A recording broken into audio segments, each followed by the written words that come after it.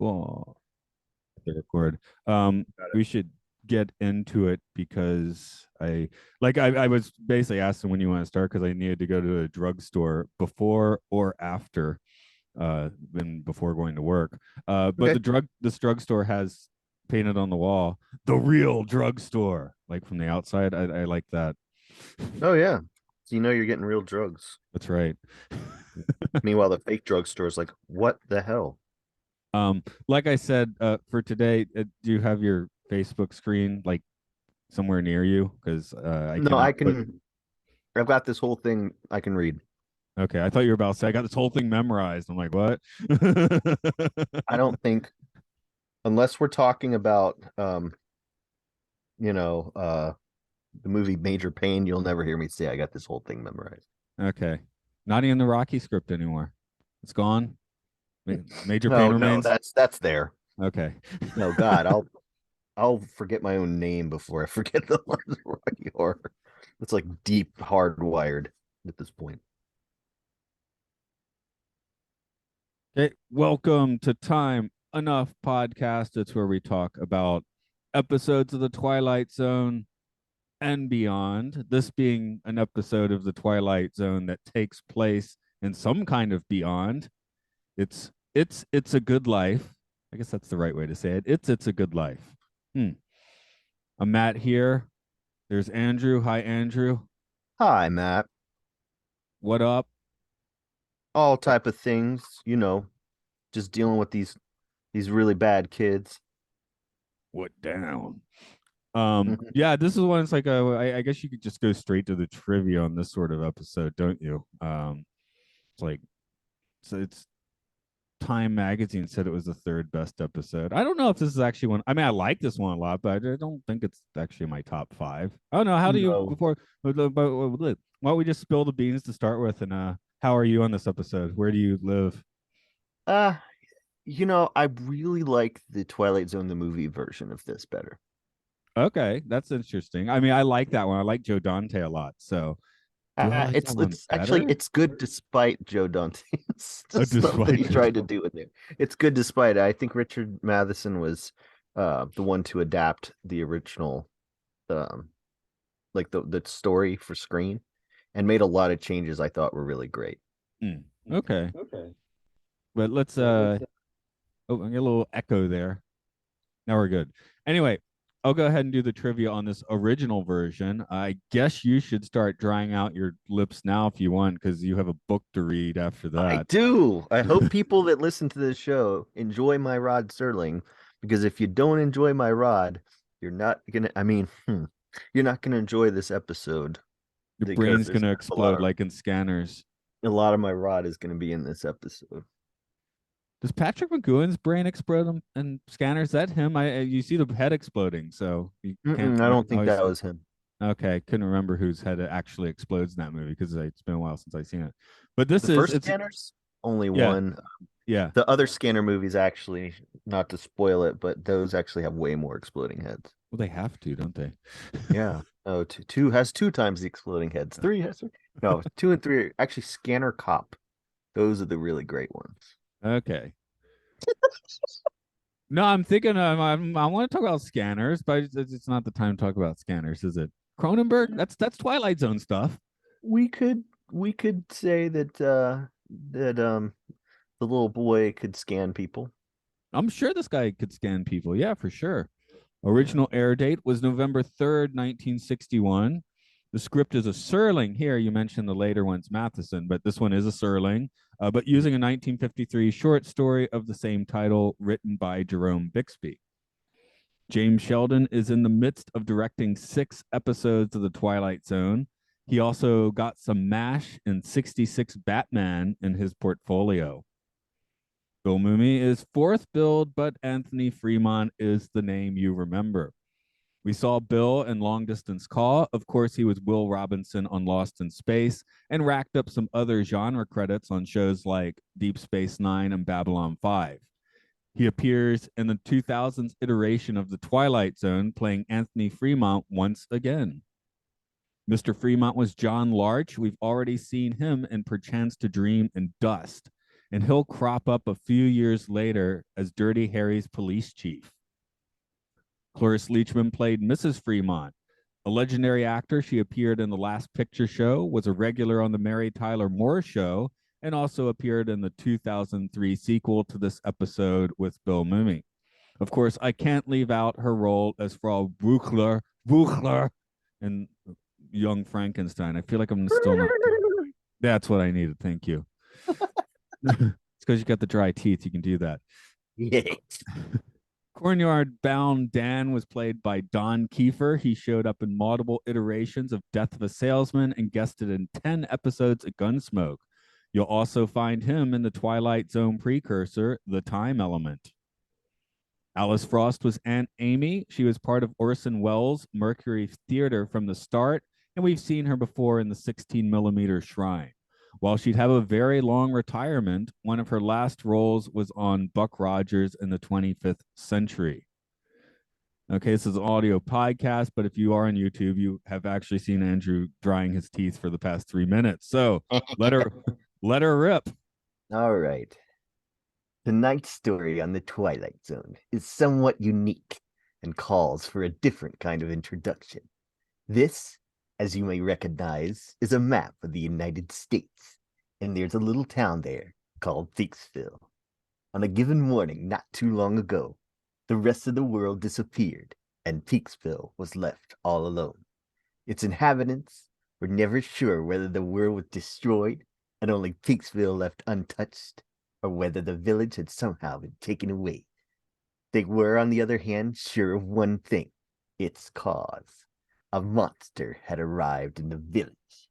Just by using his mind, he took away the automobile, the electricity, the machines, because they displeased him, and he moved an entire community back into the Dark Ages just by using his mind.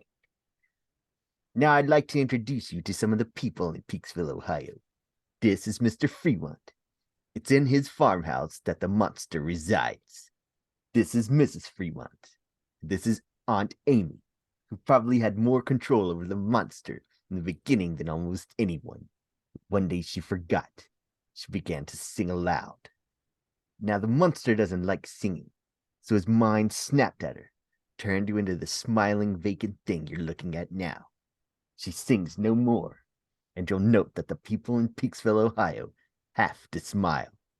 They have to think happy thoughts and say happy things, because once displeased, the monster can witch him into a cornfield or change him into a grotesque walking horror.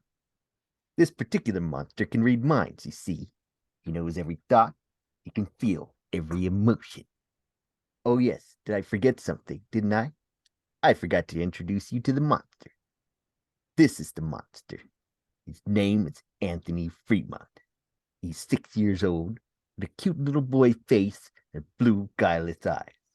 When those eyes look at you, you better start thinking happy thoughts, because the mind behind them is absolutely in charge. This is the Twilight Zone. And that's how you board the Tower of Terror. Right on, dude. Of course, if you're not following, this was the base prologue for the Tower of Terror stuff, because they wanted Rod Serling on the ride. They wanted Rod Serling to say a lot of stuff. This is a long one, so they brought in a widow-approved actor to fill in a few of the changes, and that's how you do this one, or that one, not this one. I guess It's Good Life. It's a good. Okay, it came out better that time. Yeah. I had another thought. Oh, the other thing, the monster at the end of this book, the Grover book. I always thought the last page should be "The monster is you." Yeah, yeah, that's true. Yeah. So that kind of Look in fits the in. mirror. Grover's flipping out about you. You are the monster. It is you. You, could you give me back my arm? Don't send me to the cornfield. Near? Far? Oh, sorry. I'm Does never Gro- coming back. Does Grover think happy thoughts, or is he too neurotic? Oh God. It depends. Super Grover, absolutely. Oh Regular yeah, well, he's sure of Grover, himself. yeah, regular Grover, no. He gets really worried about stuff. He's got anxiety for Super real. Grover crashes a lot, though. I'm sure he gets anxious when he's crashing. Maybe last minute, a little bit of regret. Yeah. No more So than that.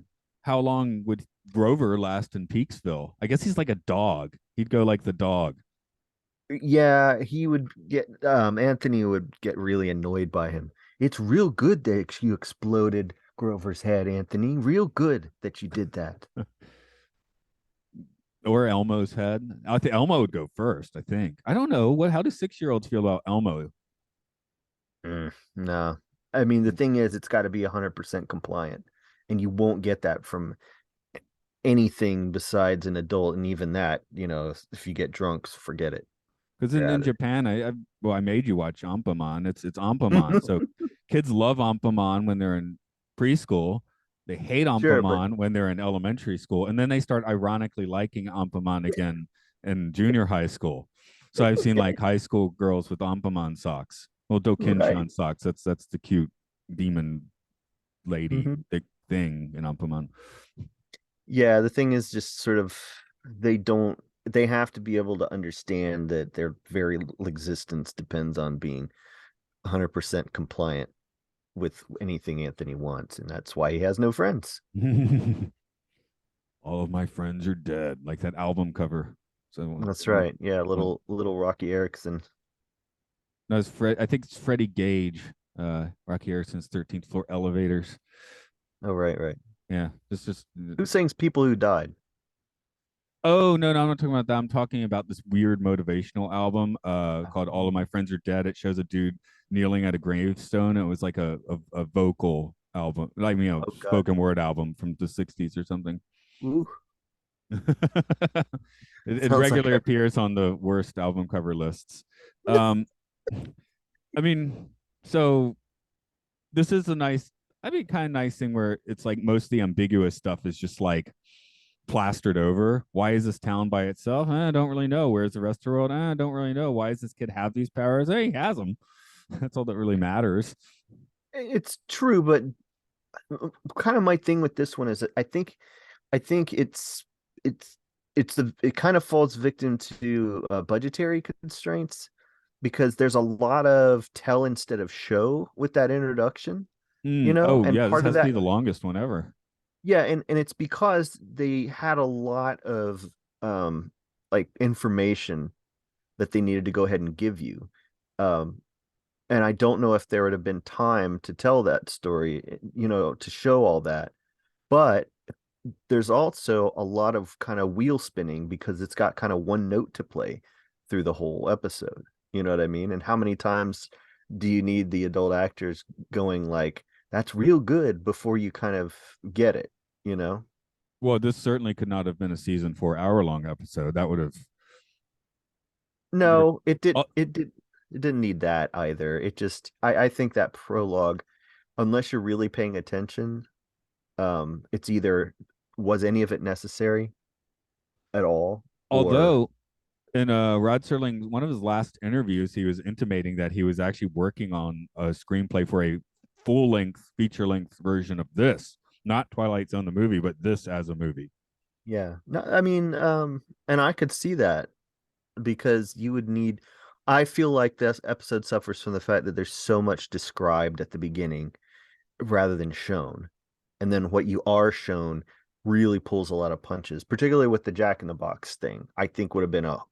It's only kind of horrifying, and, and it's a little confusing. And I think they pulled back on really doing. I mean, that could have been one of the most frightening Twilight Zone images if they'd have shown the full entire Jack in the Box with that guy's head at the top. Well, you do get a quick shot of his head like twirling around, like not on shadow. Yeah, but I don't know. I feel it doesn't read.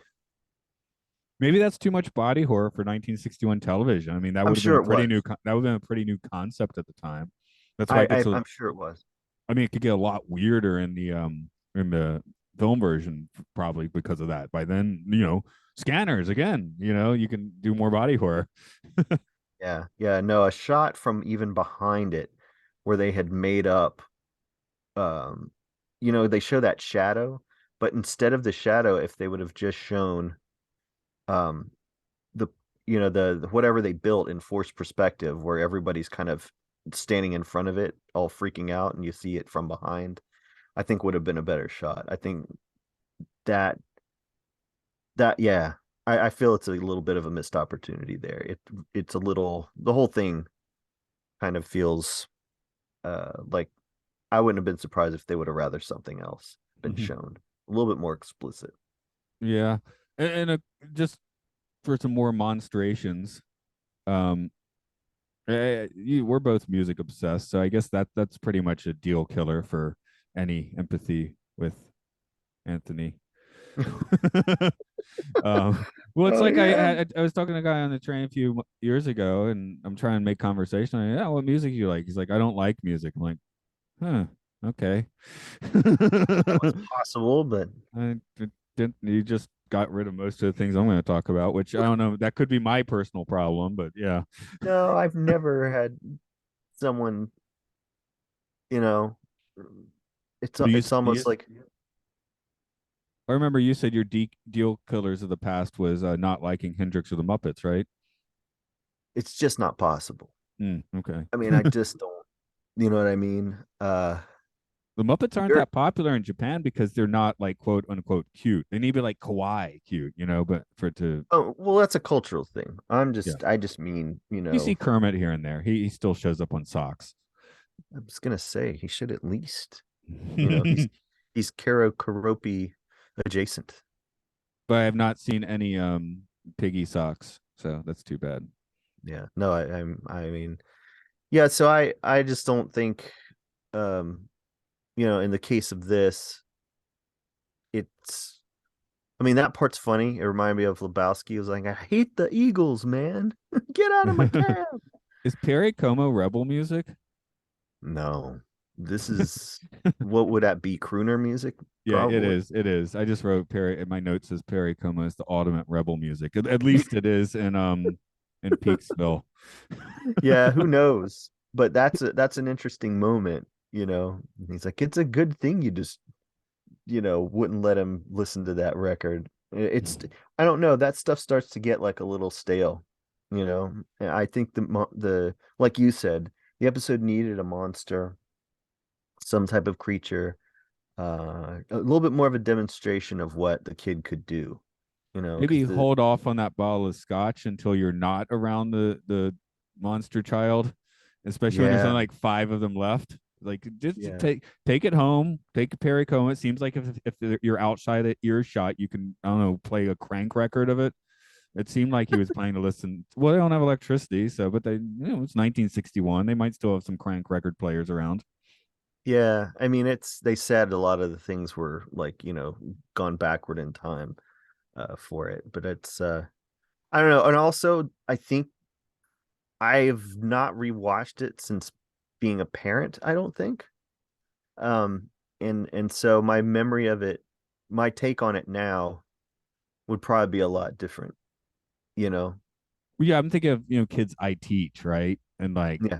if they did have omnipotence and is it omniscient? I guess it's just telepathic mind reading more than being knowing everything. So, but omnipotent for sure, right? And Yes. I mean, of course, you wouldn't trust any kid with it, but there are some kids you would definitely trust less than others. Like Mhm. the kids on Saturday mornings that just refuses to come in my class. He's the whole class going to end up in cornfield, Yeah. Yeah, yeah, no, and but it is. I haven't read much about the origins of that original story as far as what inspired it. But for me, I think it comes from probably somebody that either really um couldn't stand children or was really frustrated with one in particular. Okay. Um, yeah, yeah. I actually didn't read the story either. Yes, enough of these are based on short stories. I guess I quit going back and looking at the original short stories.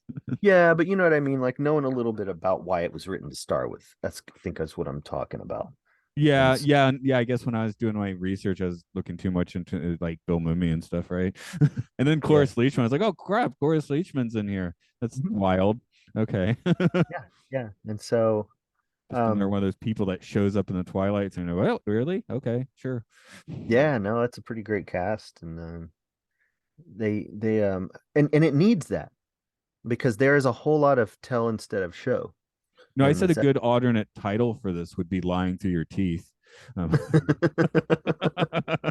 Yeah, yeah, because I think a thing to think about during it is how long would you be able to stand it before you snapped at that kid, you know? yeah, you were talking about the budget issues, but there were a few details that are never mentioned. I don't know if you, I guess you didn't. You said you didn't watch particularly recently, but I was noticing No. watching it last night that all the pictures are gone from the walls, like Hmm. the shadows there. You can see where the frame was, but all the pictures, every room has no pictures, just shadows of where they were.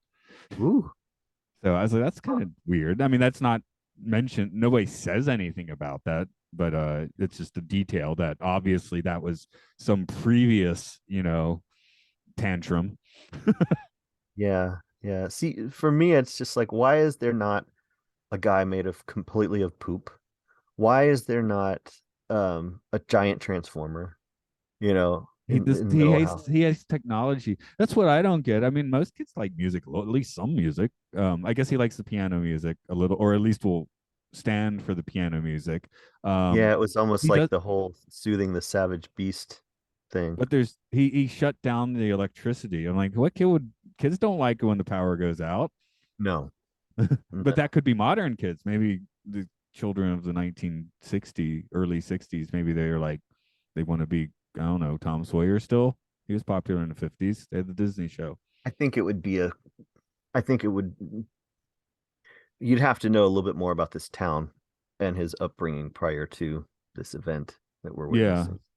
I did this I considered this good writing as exactly at the moment when I was like, why doesn't somebody just like pound the kid's head in when he's not looking? And then the Uh-huh. guy's like, why doesn't somebody just pound the kid's head in right now? Yeah, there's that great scene where the guy is like just kind of coming unhinged, but you realize he's doing that so he can distract the kid so that one of these, able-bodied grown-ups behind him can finally like just lay the guy out. He's still a kid, and he states very plainly, how come none of you would do this? And in fact, he goes, I'm distracting him so you can do something to him. I mean, it's like he can't he's get any more clear. Yeah, it's being disturbingly obvious. Kids don't understand things. We learned that in the shelter, right? When the 12-year-old couldn't understand what a Conelrad warning meant. Okay, so true. All right. So Kids are your dumb. choice That's a lesson of the Twilight Zone. your choice here is, would you rather lay out a kid who's definitely killing people, murdering, whatever he is? It seems like the cornfield is just some kind of like metaphor for death, really. But it's either that or you live the rest of your life hoping you don't slip up and piss him off. That's why I've not heard particularly good things about the early 2000s Twilight Zone, but one of the highlights is supposed to be the sequel to this, which brings back Bill Mummy and Cloris Leachman, and it's like he's middle aged now. He has a daughter who has the same powers as him. Haven't seen Mhm. it yet. I mean, obviously, I'm going to watch it because I do this podcast, but Yeah, is that when I streaming get to it. somewhere? I've not That's the big bugaboo. That's the only show that I don't have like a firm grip on. I think it's on YouTube though, for the most part. I'm pretty because sure I it's on YouTube. I don't the 80s Twilight Zone and all the in between, really, yeah, in between the original series and then the Peel series, those things don't pop up too often. You know what I mean? Like I've not been able to really, I don't think I've watched all of them, and I certainly have not watched any more than once. I think you can on YouTube, but I am prepared for this. So No. I have the 80s set, which I watched a few when I got the DVD set, but now I'm like, I guess I should probably wait a few moments before I get to that. Since Okay. a year and a half, I guess is probably about when we get to that. So something like that. Thinking Well, I'm long gonna pick term it here, up. I've got two pieces of um, modern media that make me think of this. One of which I'm sure you can just shout out, or probably can just shout out. I'm Modern media. yeah, recent stuff. Okay, sorry, I'm playing my own mind games. WandaVision comes to mind. That's the populist one, right? Oh, yes. Yes. Okay. Absolutely. WandaVision. Yeah, especially those first couple episodes have a very similar vibe to this. Uh-huh. Um, which were the ones I liked of those. I think people pretty much came down on that show and liking the first half better or liking the second half better. So I I'm was more very. of a second half. Oh, were you? I was a hardcore first half guy. It was just like, you know. I didn't really get into it until I watched, because the latter half really connected more to the film series, I felt. And Oh so no, I didn't. I was happy when I didn't know what was happening. Just like in here, even though Rod gives you the tells you the story. Sorry, my brain just exposition. shattered. Thank you. Exhibition. That's what I was trying to say. See, Yes, Rod Serling that's pulls definitely out the wrong his word. privates. I'm pretty sure Speaking of Peaksville, a different kind take of a peek at this. episode tonight. Different Twilight Zone. So yeah, maybe that's where I like again, I this is not my top five to be honest, but maybe that's where I like it a little better because I do like that kind of absurdist vibe of this or those first couple uh WandaVisions. Hmm.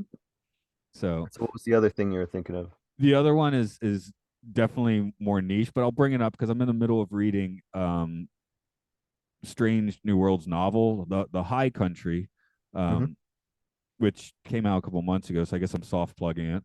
But it's got a shuttlecraft with the Pike, Spock, Uhura, and Number One, where this planet basically cancels out all technology, and they crash land. There's communities from Earth, communities from Vulcan, communities from other planets, but Ooh. the minders of this planet have said your technology must stay exactly how it was when we took you. That's how we're saving you. And if two different communities are on a different level of technology, this one can use the technology, this one cannot. And then if Oh. someone invents something, there's like this living fire thing that will come and consume it. So it's like that's a little bit along the lines of like it won't kill you, it'll just destroy whatever you were making because they're not trying to kill you. So they're a little nicer than Anthony in that way. They're not sending people to the cornfield, but they're definitely trying to keep them in a life of stasis, which Anthony is also doing. Yeah. Oh God, Republicans specifically in Florida would love to have that flame, just to go. They send it to Reedy Creek, I guess. Yeah. Yeah, no, it's just like, hey, is critical race theory a thing we can burn? Yeah, actually, well, you know what? That's something I don't know because I've been in Japan for the past 12 years exclusively. So I hear that thrown around, but I actually don't know what it means. Oh, critical race theory? Yeah, yeah. I mean, I know that's a thing now, but I feel like that when I was last in the States was 2010, and I feel like it's been since then it Yeah. really Well, became like the thing people talk about. yeah, no, it's just teaching the history of race in the United Yeah. States in a way that doesn't shield kids from the truth the way the old books did. Oh, okay. No, I A lot guess of for people me, see, I would just don't. be like, I mean, teach yourself, right? That's one of the things, one of the problems with Anthony here. He's clearly not teaching himself. He's resting on his laurels because he's omnipotent, right? But if I want to learn about something historical and if I really want to know about it, I'll read 5 different books on it myself. Yeah, yeah. So, I mean, I guess that's what you're trying to teach kids with that sort of thing is check a few different sources. Fair. Yeah, um, they just would prefer them all to be Fox News or InfoWars. yeah, when there's a big news article, I'll look at CNN, I'll look at BBC, I'll see what the Japanese press says. I'll look at Fox News. I'm just curious what everyone's saying about it. It's really interesting when one of the sites is basically not even reporting that news. Yeah, for a while, Al Jazeera was actually one of the better news sources because it was kind of really neutral. Yeah, yeah. No, I mean, but like I'm from Atlanta. I know CNN probably has some serious bias problems these days, but still, like, here's a little window into at least what people are saying. And then the Japanese news is relatively disattached for foreign affairs, right? So I Mhm. feel like that's not a bad place to get news. No news in this town. I guess that's part of it. I mean, it's just yeah, there's a moratorium on thinking, there's a moratorium on news, there's a moratorium on technology, right? And Yeah. with horrible consequences. So the last observation I wanted to make, at least. Um, one another obvious matte painting. I've just been noticing those more and more, which is because I'm watching them on Blu-ray. It's not the show's fault; it's the Blu-ray's fault. Oh no, yeah. Yeah. Um, the other one I made a little note about was that I just saw it a moment ago, and then I forgot what I was looking at. Oh yeah, just watching films of dinosaurs fighting isn't the worst, I guess. I watched the No, it dinosaurs depends fighting. on if it's the same, like, 20 seconds that we saw over and over again. Okay. That would be kind of I mean, if they've kind of just been horrible. watching a sequence of dinosaurs fighting each other for like, um, an hour, then I guess that could be cool. Maybe, but I guess it's always dinosaurs because he's 6 years old and he's an idiot. That's the thing. He's powerful, but he's an idiot, you know? Oh no, that's the thing. He's not going to get any more mature, and he's not Yeah. going to grow empathy at all. He's Or stuck in a is really he? There's a sequel. I don't well. know. I was going to say I can find out, but for the purposes of the one we're talking about, I think they chose a great age because they say, well, if a kid doesn't develop empathy, what does he become? He's just psycho.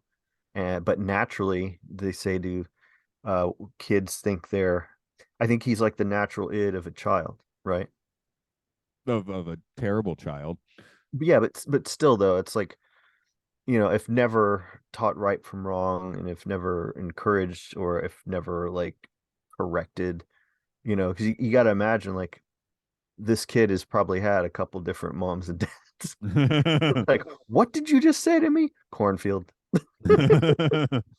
You Well, better eat I that think it's cornfield. intimated these are his actual parents because when Dan starts flipping out, one of his accusations is you two had this child.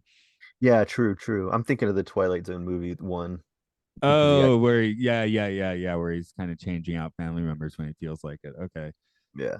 but okay, yeah, that could be interesting. But this is a little new agey sounding, but when I teach, especially kids 6 and under, there's definitely some kids where it's like, ah, this must be your first time here, or this kid's been around the block a few times and kind of knows how to Hmm. handle situations, Oh, sure.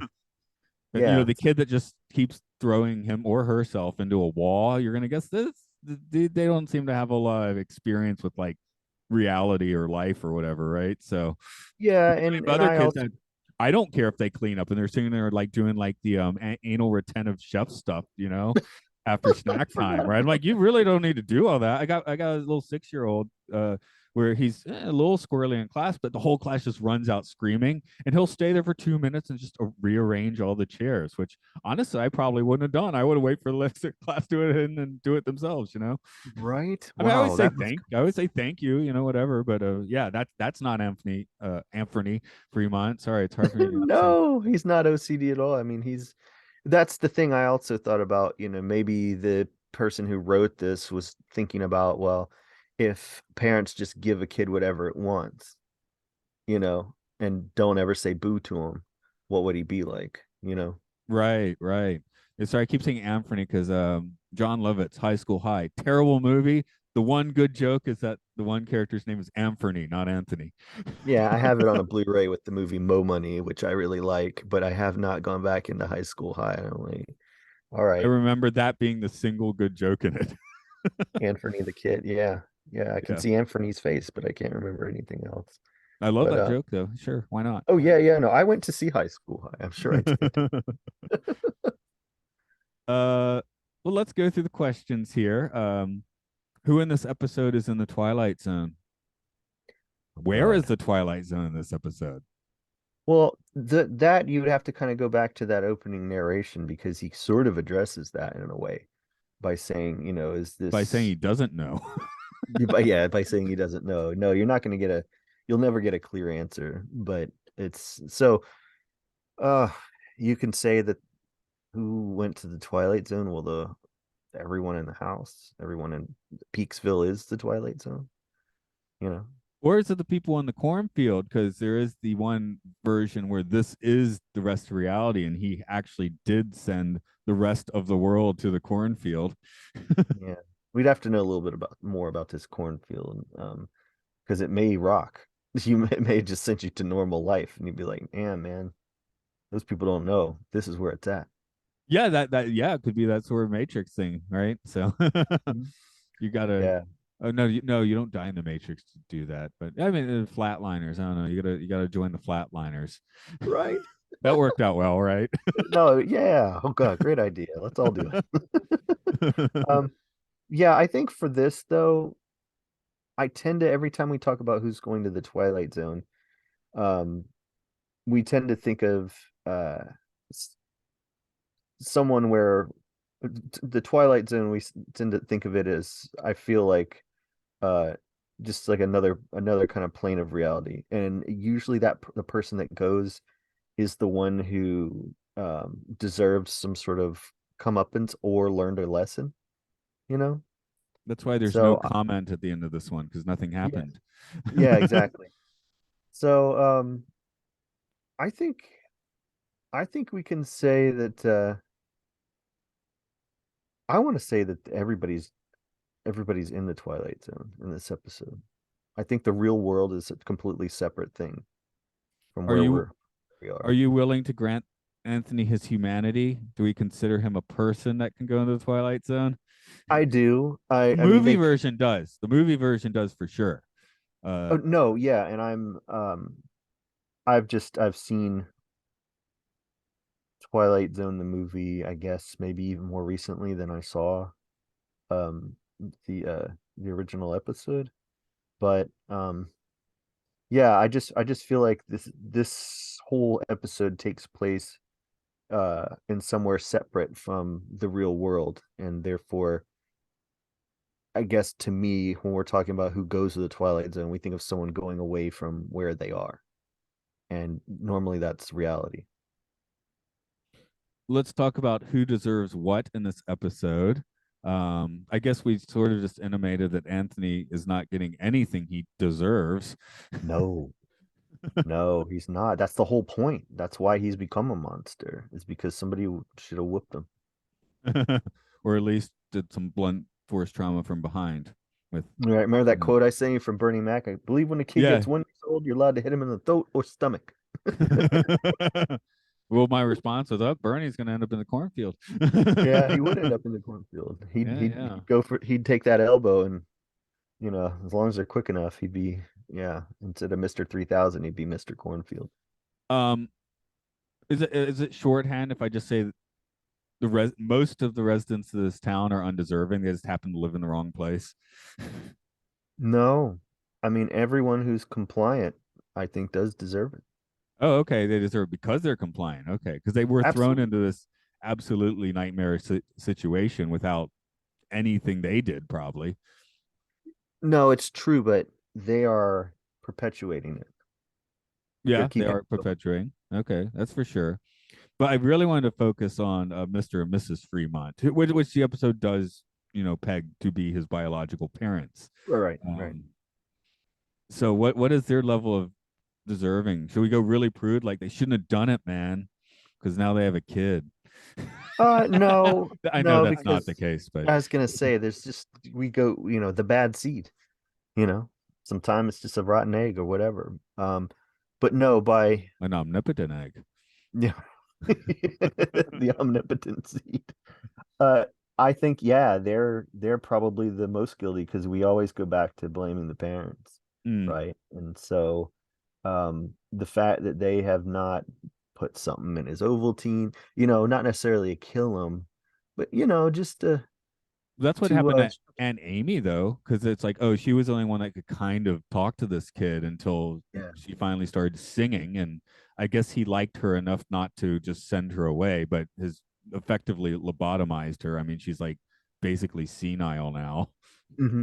Yeah, yeah, she just has very few moments where you're like, yeah, I can see why he did that to you because you stood up a little bit, It's like he's not, remember, she was the one to say he's not anywhere around.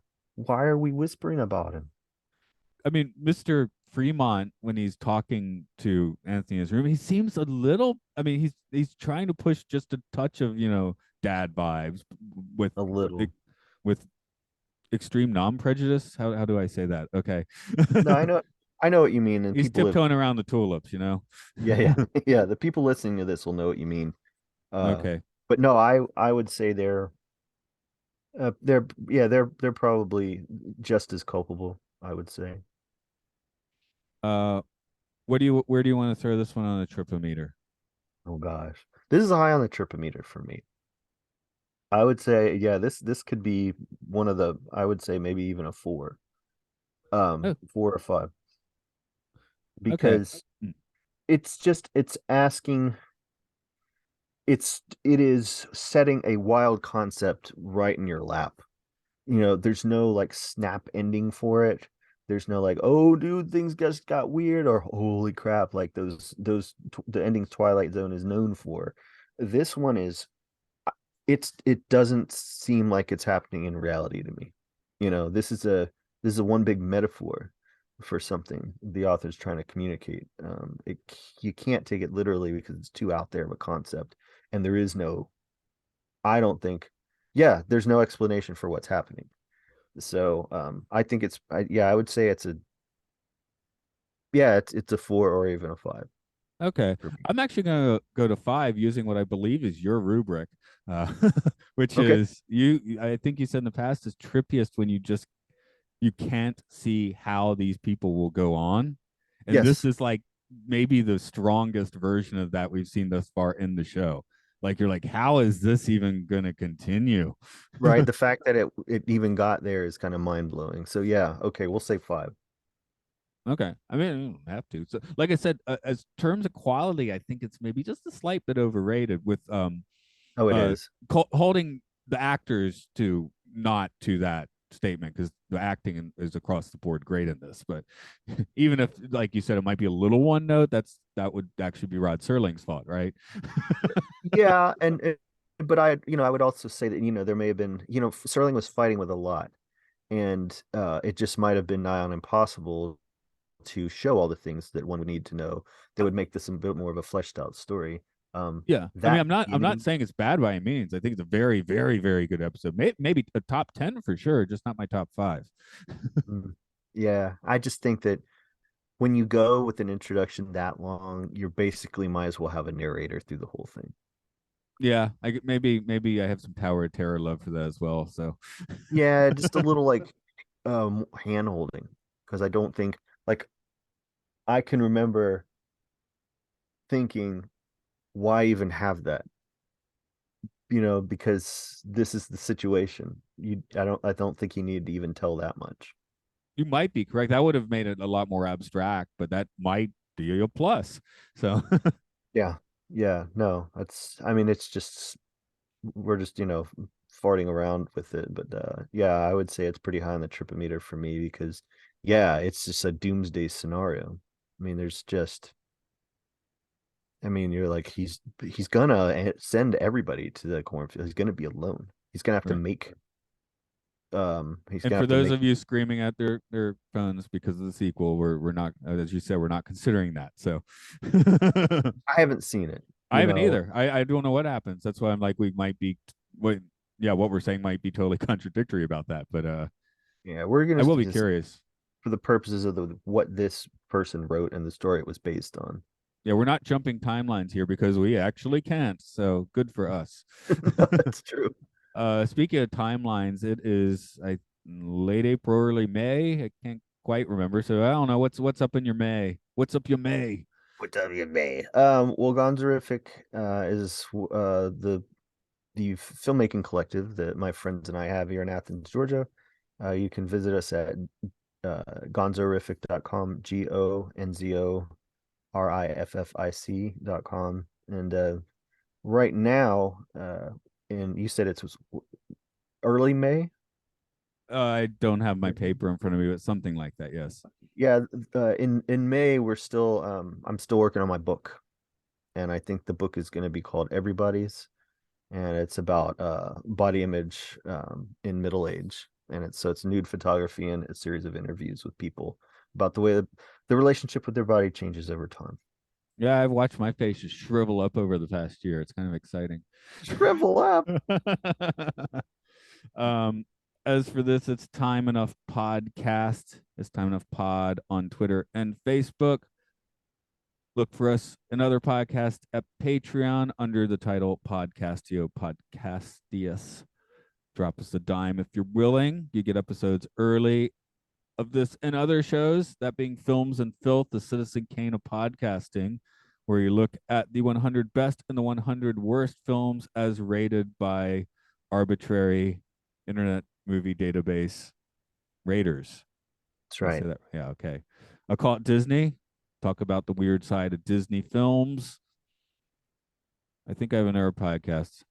Yeah, there's some video game ones. Luke loves Pokemon.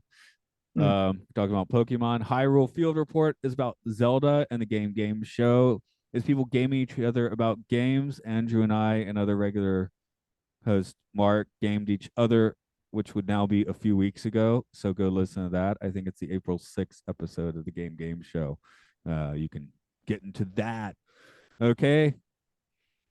I'm going to go off into the rice field and I'm sending you to the cornfield. All right, I'll be over there with Malachi and everybody else, the one with the orange beard. Radio.